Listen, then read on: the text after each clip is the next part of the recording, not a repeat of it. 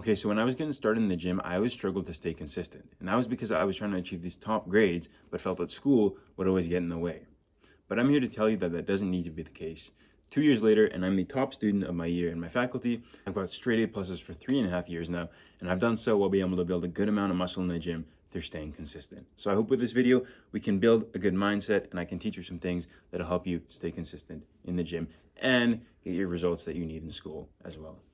Okay, so the first thing we're gonna talk about is why. Why should we be spending time in the gym when we have our studies to focus on? Don't you have other better things to do? Maybe you're trying to get into this med school. Maybe you're trying to study for a certain exam. Maybe you're trying to be the top in your faculty. Whatever your result is, if that's your goal, why should you be spending time in the gym? So that's the mindset we're going to quickly build here. And we're just going to start building this mindset by first saying that, hey, there's no pride in not looking after your health. So in your life, you probably have a few important aspects of your life. You probably have your relationships, right? You probably have your work, or in this case, it's your school, and you probably have your health, okay? These are, for most people, the big three aspects of your life, okay? And I just want to help build the mindset that there's no pride, there's no bragging rights in having a poor performance in one of these aspects of your life. Like when people kind of passively aggressively brag about not having the time to do certain things, like not having the time to hang out with friends or not having the time to look after their health because they're too busy with school, that's just, it seems so silly to brag about. That's like in high school or in middle school when people would brag about how little sleep they got. You're like, oh, you got 8 hours? I only got 3. And they say it as some sort of accomplishment, like they're happy that they got this 3 hours of sleep. But I just want to say that like bad habits aren't something to be proud of. I actually remember when I was first getting started in the gym and I was really inconsistent, I saw 2 people that I knew from high school and I went up and I was talking to them and they were talking to me about like, hey, we haven't seen you in the gym much. And I was like, yeah, I'm getting started. I actually don't have too much time for it. You know, I put all my time into school. I don't really have time for the gym. And I was saying this like I was like proud to not have time to go to the gym. I was saying, you know, school is number one priority for me, so I don't really put as much time into the gym. And they're like, well, yeah, school is number one priority for us too. And they didn't explicitly say it to me after, but you know, they were consistent in the gym, even though school was their priority and school is my priority. I was trying to like be proud about not having the time to gym. They were saying that, hey, school is their priority too.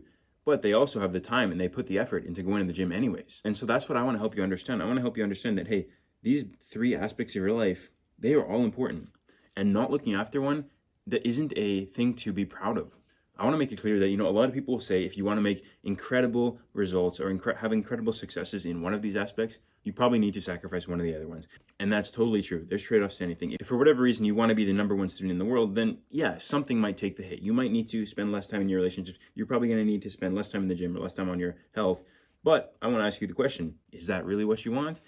Probably not. You just probably want to do very well in school, have good health, and have good relationships, right? And this is totally doable. You can literally be the top student in your faculty. You can achieve like straight A pluses, never miss a single grade, and you can still regularly go to the gym, and you can still have strong relationships. You're not operating at some level right now where you need to sacrifice your health or your relationships to achieve the results you need in school. Suppose this triangle represents like the best version of you, okay? This triangle right here, okay? In order to get to the best version of you, you would fill out as much of this triangle as you can, okay? So you're trying to like basically level up in your relationships, your school, and your health, okay? Right now, if you're in school and you are just studying on school and you're just focusing on school, this is what you look like. A line. And a line has no area. And so you have not filled out this triangle at all. And so I just want to ask, like, is this really what you want? Is this really what you want? You know, if you really get that much fulfillment from school, then hey, you know, go ahead. But what I would say is that, you know, that's level 1. Level 1 is doing extremely well in one aspect of your life. You know, why don't you go for the next level? Why don't you aim for better to do well in that aspect and to do well in your health and to do well in your relationships, right? Of course, you can't spread this out too far because if you spread out your energy too far, you're not going to make meaningful progress in any of them. But when you have a few things here, your health, your school, your relationships, especially when you're in school, it's totally reasonable to become successful, to have achievement in these aspects of your life. And you can totally be filling out, you know, a good chunk of this triangle and be on your way to be, you know, the best version of yourself. You know, whatever that looks like. Maybe school gets some more effort. Maybe relationships get some more effort. Maybe some health gets some more effort. But regardless, none of them should really be neglected because you got to ask yourself, is that really how you want to live? You know, why don't you aim for better than just being the top student in your faculty or whatever it may be, right? Because that was me. You know, I was doing extremely well in school, but I felt like I didn't have, you know, depth to my life. And of course, that makes sense, because if you looked at this original thing, if you were just doing well in school and you don't have health or you don't have relationships, yeah, you're not going to have that depth. You're literally a line, okay? And so I just want you to take that piece of advice, because it's not just school. There are other aspects of your life that it's important to be successful in, and it's important to be satisfied in. Like, for example, you see a lot of successful people online, and what's one common trait? A, they work hard on their business or whatever it is, but B, most of the time, a lot of them go to the gym, or they lift, or they do some sort of exercise to look after their health. And that's not a coincidence, because if you want to be successful and truly feel fulfilled, it's not just success in one aspect of your life. It's usually going to be success in 2 to 3 aspects of your life, which for most people is going to be your health, your relationships, and your school or your work. And apart from it just being good to look after the big 3 aspects of your life, there's also benefits that your health will have on your school and your relationships will have in your school. So if you really are just so school-centered, it's still worth putting time into these because of the benefits they're going to have to your school. They're going to build up your school even more. You'll find that if things get too neglected, it will actually drag down the other aspects of your life. Like, you see this a lot. For example, if you have family issues, which is, in your relationships, then often that will tend to bring down performance in work, or in this case, school. And also you'll see that health issues can also bring down your school or even drag down your relationships, right? And so it's not just the fact that, hey, you should look after these aspects of your life just because it's good to look after them. It's also that, hey, not looking after these can bring down your school or your work itself. Now, the issues in school that actually come from not looking after your health aren't necessarily as tactile as some of the other issues that we talked about. It's not that not going to the gym is going to make you perform better in your classes, but in not going to the gym, you are sacrificing the benefits that come from that, right? You're sacrificing the physical and the mental benefits that come from not going to the gym. And those benefits will help you in school. And so in essence, by not going to the gym, you're putting a leash on like how successful you can get in school. Like, you are choosing to sacrifice something that is good, which is essentially choosing something bad, right? Because your physical and your mental health are going to regulate how well you do in the other aspects of your life. They regulate performance. That includes your relationships, that includes school, that includes your work, right? And this makes sense, right? Because exercise, physical activity, the gym, they all have positive benefits on like cognitive function and just on your mental state, right? People who exercise are happier, more confident, less social anxiety. And so, of course, having these positive emotions, being in an overall better mental state is going to help you just perform better in your school, in everything, right? And there's actually studies that show this. Like, at my gym during exam season, they always have on their whiteboard that students who maintain fitness and who exercise perform better on exams. And so even outside of the benefit of it being good to just look after yourself and to look after your health and your relationships, these things are also going to help your school. So it's a win-win anyways. The healthiest version of you is also going to be the one that's just performing best in school and in life, to be honest. Because if health, relationships, and school are our foundation, if you have a weak point in your foundation, you're unstable. You might be able to build great success. You might be able to do, great things, but the instability is still there because that's your foundation, okay? There's a reason when they're building houses that, they build this like nice, strong foundation. It's so that it can support the whole house. So for you, for your life, you need to have that foundation. And that foundation comes from not just your school, not just your work, not just your relationships. It comes from all of them. Okay, so you need to have that strong foundation. Otherwise, you're bouncing. Okay, so that's kind of the mindset. I really want you to understand that this is not just to, get to the gym, get big, Of course, that's good. But there's so much more to it. There's mental benefits to it. It's going to help your studies. It's going to just build a strong foundation for your life. And so with that, let's just run through a couple quick things that we can do to help you stay consistent in the gym. All right, so step 1, which is a very simple thing to do, but a lot of people who are trying to get into the gym don't do it, is to schedule your gym, okay? It is so much harder to do something that is hard when it's not scheduled. If you don't have it written down and you're just relying on doing something when you feel like it, it becomes very easy to skip that thing when the time comes and you don't feel like it. And this even happens to me. Sometimes on the weekend, I try to get a little bit more volume in for training.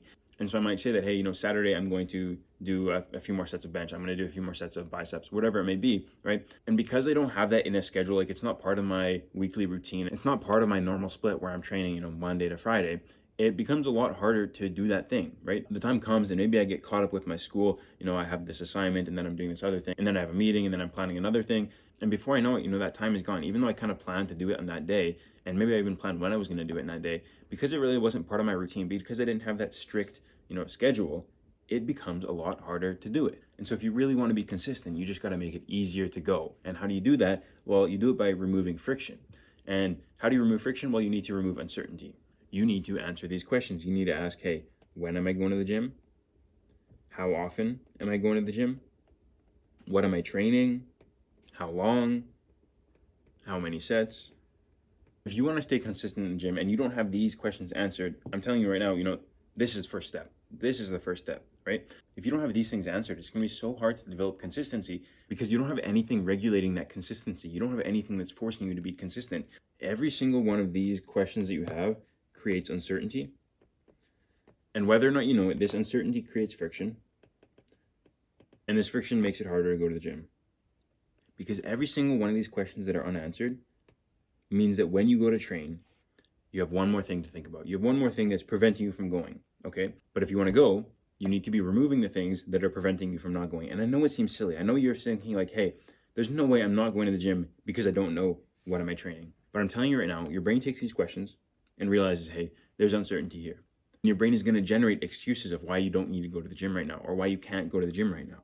So if you want to be consistent, you need to schedule your gym and you need to answer these questions. So to answer this, you might start by saying, okay, how often am I going? Okay. And you're like, okay, I think I can go 3 times a week. Be reasonable. Okay. Don't go from 0 to 6 days a week. If you have all these other things going on in your life, be reasonable. Okay. So you might say, hey, how often? 3 times. Then you might say, hey, when? Well, you're going to go Monday, Wednesday, Friday at 11:30. What am I training, right? You got to be answering all these questions. Maybe on Monday, you're doing push. On Wednesday, you're doing pull. And on Thursday or on Friday, you're doing legs. Then you got to say, hey, how long am I training? Otherwise, you might go in, you might just do a few exercises, you might leave. How long are you training for? Call it 1 hour. How many sets are you doing? Maybe you're doing, 5 exercises. Have which exercises you're doing set out, but maybe you're doing 5 exercises and you're doing 3 sets each, okay? And so now we have a basis of what we're doing. We're going 3 times a week, Monday, Wednesday, Friday at 11:30. Monday's push, Wednesday's pull, Friday's legs. We're going to train for 1 hour at a time. Each workout is going to be 5 exercises and 3 sets. And now when you want to go to the gym, you're not going to have that uncertainty. You're not going to have that friction that comes from not knowing what to do because everything is set out for you. You have when you're going, you have what you're doing, you have how long you're going for it, you have what exercises you're doing, you have the amount of sets you're doing. Now it's just that much easier to just go because it's all there for you. Everything is set out. You just need to now walk into the gym and execute. Okay, so that's kind of the gist of it, but I just want to point out one more thing, and that is your exercises, okay? Because I was talking about how you need to answer all these questions to get yourself in the gym, but a lot of people will not even get started because they don't know where to start. And maybe they do their own research. They're like, okay, should I do push-pull legs or full body, or should I do this sort of training or this sort of training? And they're procrastinating starting at the gym because they don't really know what to do. They're like, okay, I got to find the most optimal thing to get started on for me. But I'm going to tell you right now, you don't need optimal, okay? You don't even go to the gym, or if you do, it's really inconsistent. So stop trying to find the most optimal workout. Right now, the most optimal workout is you getting into the gym. That's the most optimal workout. Whatever is going to get you in the gym is most optimal. If that's 3 45-minute workouts a week, that's perfect. That's not going to be enough in a few years' time to be continuing to make large gains, but it is going to be enough to get you into the gym right now. So that's optimal. So that's the first point I want to make for helping you stay consistent in the gym. If you haven't answered these questions, they need to be answered. Now, the second point I want to make for if you're trying to stay consistent in the gym while you're in school is that you need to stick to your schedule. And so you're probably thinking, okay, wait, what? You're just saying that to stay consistent, I need to stay consistent. And yes, but let me just explain that, right? It is harder to start a habit than to maintain a habit.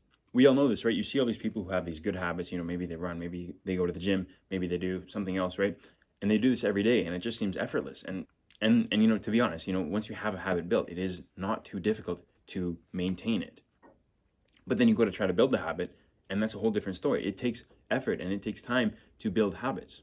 And so the same thing would be true for a habit you built. If you built a habit, if you stop doing the habit, then it's going to be harder to build it up again than if you were to just continue doing it. And I want to extend that idea, and I want to say that, hey, it is going to be harder to get back into the gym than if you were to just have stayed in the gym in the first place. So let's say you have a busy week of exams, okay, and you miss a week off the gym.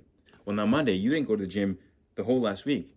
And so if you're still a little bit busy, you might just be like, okay, hey, I missed this past week. It's not going to be the end of the world if I miss this Monday. And then Wednesday, it's that much easier to push it off the next day and the next day and the next day. And so by not going to the gym for that week, you have essentially taken away that habit that you've built. And now it's harder to get back into the gym. Now, what if during that week when you were busy, you just decided, hey, it's going to be busy. That's okay. I'm still going to try to get into the gym, okay? Because I know that if I still go to the gym on Monday, Wednesday, and Friday, even if it's just for a short period of time, if I still go, it's going to be that much easier to go the next Monday, right? So, right, it's easier to maintain than it is to build But here's the thing, if you get busy and you don't go to the gym, well, that's not maintaining, that's like allowing yourself to slip. And if you slip, well, then now you need to build again. And so you're just making it harder on yourself, because building it is like, 2, 3, 4, I don't know how many times harder than just maintaining the habit in the first place. And so even if things get busy, because the gym is something you're serious about, you should continue to go, because it's going to be harder on yourself otherwise. Now you might be asking, okay, well, I'm genuinely very busy this week. I don't have time to go and hit my 1.5 hour workout or my, 1 hour workout that I usually do. And that's totally okay. All right. A short workout is better than no workout. Personally, during exam season, when I'm really busy, I will still go to the gym most days. Now, here's the thing. I just won't hit a full workout. Maybe I'll go hit 3 exercises and leave. Maybe I'll go hit 4 exercises and leave. Whatever it is, I might only be hitting half of my workout. But the thing is, I was there, okay? And so on a large scale, this is what consistency looks like. Because you know what? I still checked off the box of going to the gym that day. I still went to the gym 5 times that week, even though they were only 30 minutes. And so this helps you stay consistent, because on Monday, the week after you're busy, well, I already went to the gym all of last week. So why can't I go on Monday? There's nothing stopping me. I already have that habit built. I didn't let it slip. And so there's no reason why I can't just continue my normal routine. And people actually often ask me this in the gym, right? We're talking, because I talk between my sets and stuff, and it's exam season, and I'm like, yeah, I actually got an exam in 2-3 hours. And they'll ask me like, hey, what are you doing here then? And then I just explain to them exactly what I just explained to you, that it's a lot easier to maintain something than it is to get back into something. And so even if you need to do those short workouts for a week, understand that those short workouts are what's enabling you to be consistent in the grand scheme of things, okay? Because you still checked off the box, you still went to the gym. So yeah, just stick to your schedule even during the busy exam times, because it's going to be that much easier to get back into it. But also, as we talked about earlier, the benefits of going to the gym for your grades are there too, right? There's mental benefits, right? Like that study where the students who continue to exercise perform better on tests. Plus, you have a chance to socialize there. It's going to boost your mood. You're going to perform that much better. And if you're really that busy where you don't have time to do anything, then to be honest, that 1 hour break where you walk to the gym, hit a few exercises and walk back, you probably needed that break, and you're going to perform better in the rest of your studies anyways. All right, and that's it. And so in this video, we talked about the mindset about why you should even care about going to the gym, even if your studies are just the most important thing to you. And we talked about how you can maintain consistency in the gym through scheduling the gym and through sticking to your schedule, even when things get busy.